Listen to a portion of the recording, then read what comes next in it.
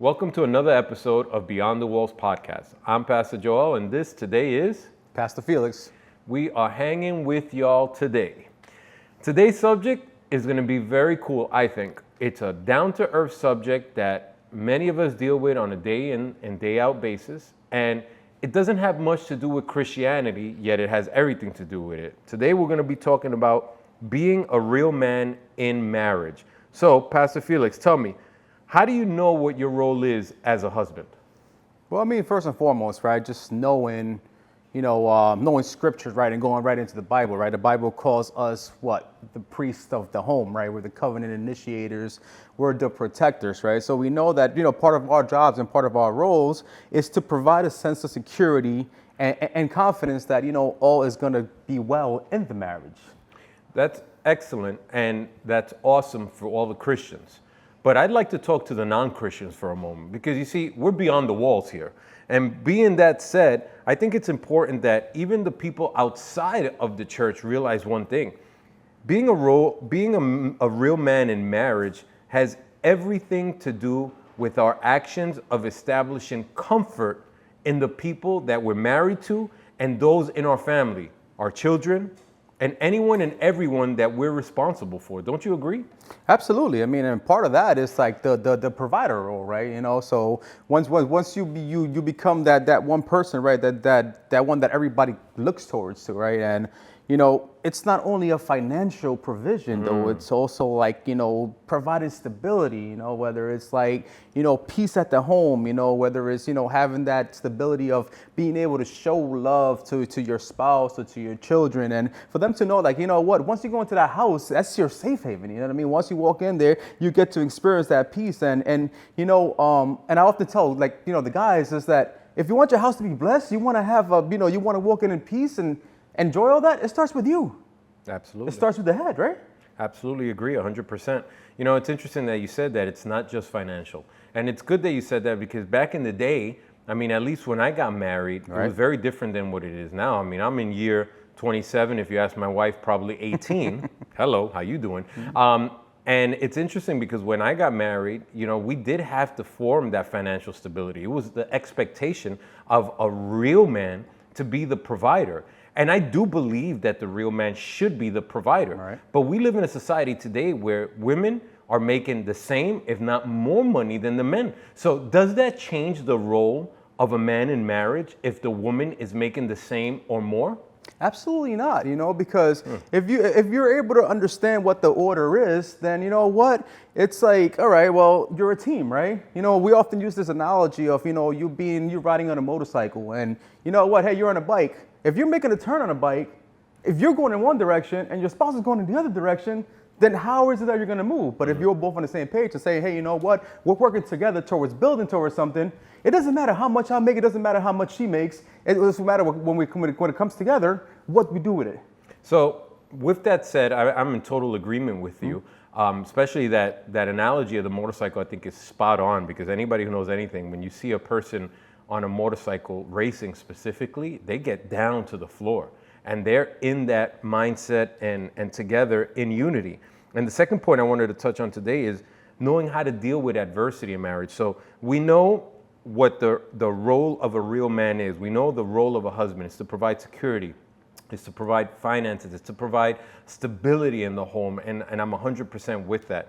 But now, how do we deal with adversity as real men? How do you deal with adversity? So you have problems in your house or you have problems outside of your house. You see, a lot of people automatically assume that we're just talking about the marriage, but what about when you come home with junk in your trunk? Come on. I mean, first and foremost, we gotta keep it real with ourselves, and we gotta just see what can be done and what can't be done.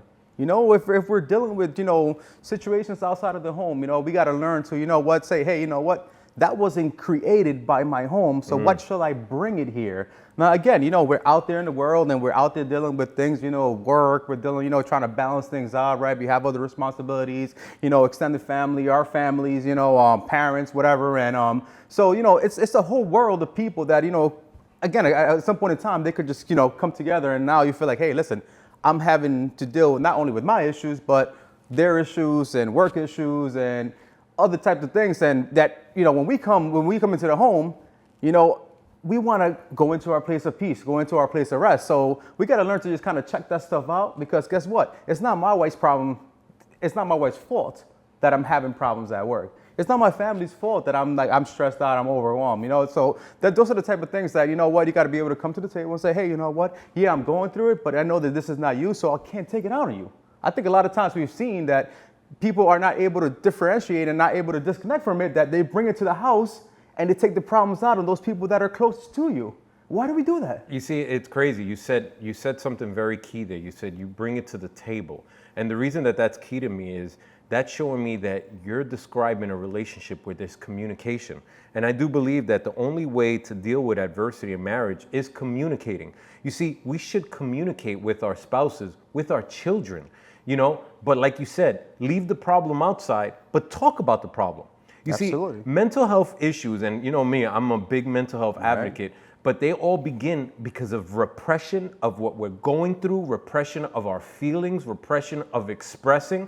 And I don't want anyone watching this to think that the only way to deal with adversity in marriage is by making believe it doesn't exist. No, it's bringing it to the table, it's discussing it, but it's not reflecting the feelings that adversity is causing in you to those that we love. Because 100% of the time, that's what happens in our relationships. Right. We come in and we beat up the people that we love the most. And it's a terrible cycle that we see in life over and over and over again. Yeah, absolutely. I mean, and it's something that we have to lay out from the very beginning, like from the very beginning of a relationship, even when you're first dating, like being able to say, hey, you know what, this is who I am. This is what I'm trying to become. I can't give you the world, but this is what I could try to do, and we could try to build together. See, I think a lot of times people come into relationships and they're promising the world, like how many times have you seen people get together and say, hey, let's get together and I'm going to take you here. They paint the castle. They build this beautiful picture of this awesome life you're going to have together. And then when they get in there and, and you got to deal with it now, all of a sudden everything changes. You're not that person anymore. You're not that Prince Charming. But if we're honest, what you're saying, it lasts for like a whole day. And then reality strikes. Hello. For all those newlyweds and all those people who are thinking about getting married, yes, I'm talking to you. Guess what? It's not all color of roses. So it's very important to understand that, and it's pretty cool. And I love the twist that we have on dealing with adversity. But how about knowing what it means to lead in a marriage? And I want to be real careful here, because I know, God bless you all the feminists are jumping up and down right now because they're assuming that when I talk about leading, I mean commanding. And let me be clear. Leading is not done by verbiage. Leading is done by example. What's your take on that? I mean, it's not about being in control. It's about trust. Does your partner trust you to make the right decision? And if your relationship is built on trust, and if you have that, then you know what? If the day of tomorrow we come across a tough decision that we make as a family, my wife is going to look at me and say, okay, you know what? I trust in you that you're going to make the right decision on behalf of all of us. And we got to be able to have that selfless mentality and say, you know what? I can't just think about me. I got to think about the overall big picture. If we're making a big change or a big move, how is it going to affect my wife? How does it affect my kid? How does it affect my everyday life? And then from there, okay, you know what? It falls on you, right? Because again, going back to, being a Christian, well, you know what? The blessing comes through you. You want your house to be blessed? It comes through you. If your house is going to be cursed, guess what? It comes through you. So, it's up to us to decide what it is that we want to do with our lives and how we want to live it, and then how do we want our homes to be, Yeah, but leading in a marriage, I want to make sure that everyone understands, because you made a point about being the head or being the man of the house, the blessings and the curses come through you. I don't want to alleviate the women in the relationship from thinking that they don't bring blessings and curses to the relationship, because you do. You see, we all open doors, and what we walk into and the doors that we open up will evolve and surround our families. So it's important to understand that though the man is the quote unquote head of the house, head by example, head by serving, and if we don't know that, then just look at the example of Jesus Christ and how he didn't come to this planet to be served, but rather to serve people. I mean, time and time again, that's what Jesus did. And he is the husband and the church is the wife. And it's huge. The perfect example of marriage and being the head of a home is Jesus Christ. He did everything for the wife. He traveled, he walked, he worked, he converted water into wine. He did and provided. I mean, he made fish pop out coins in them. Right. He gave 5,000 and 4,000 people to eat. He did everything that had to be done as the head of that house. And that is what it means to lead in a marriage. But now I'm going to throw a twist. I'm going to throw a curveball at you, Pastor Felix. Okay. I'm going to ask you, as the head of the house, how do you know when to submit? Well, I mean, it's when, using wisdom, right? And, to some, wisdom is, being aware of the things that you don't know. So kind of like, when you know what you don't know. Come on, right? preach it. So, This man is preaching today. So there's certain things that, that women our wives are gonna, they're gonna master. And listen, we don't know it all, but again, as the man, right, you're the head of the house, but guess what? The woman is the neck, right? The spouse is the neck, is the one that holds you up, right? So again, you're going to back to being a team player, back to being on the same page, back to being on that bike. Well, guess what? Then your wife is gonna be like, like that helmet that you put on, right? So you're making a decision, but she's gonna make sure that you're good, and she's gonna back you up, and she's gonna cover you as long as you have, you're on the same page and you have that communication. Absolutely, 100%. And I think that knowing how to be the head or knowing how to be the lead of a marriage is knowing your strengths and your weaknesses and not being afraid. Let me tell you something. There's a lot of guys out there that are terrible financial managers. So you know what? Give it over to your spouse.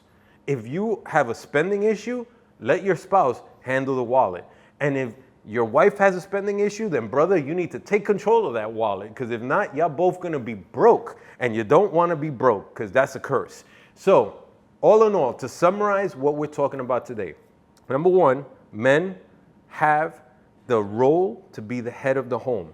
Amen. That doesn't mean you mistreat the home. That doesn't mean you mistreat your spouses. That doesn't mean you mistreat your children.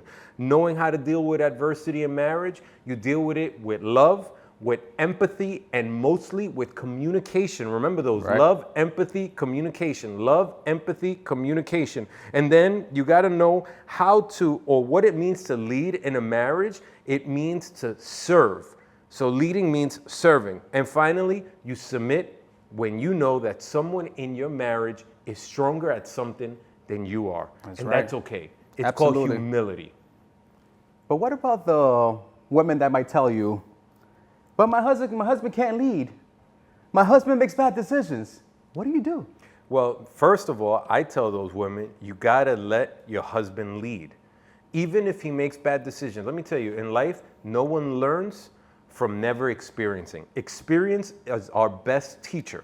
So you have to let them lead. And what you do is you don't nag them when they make a mistake.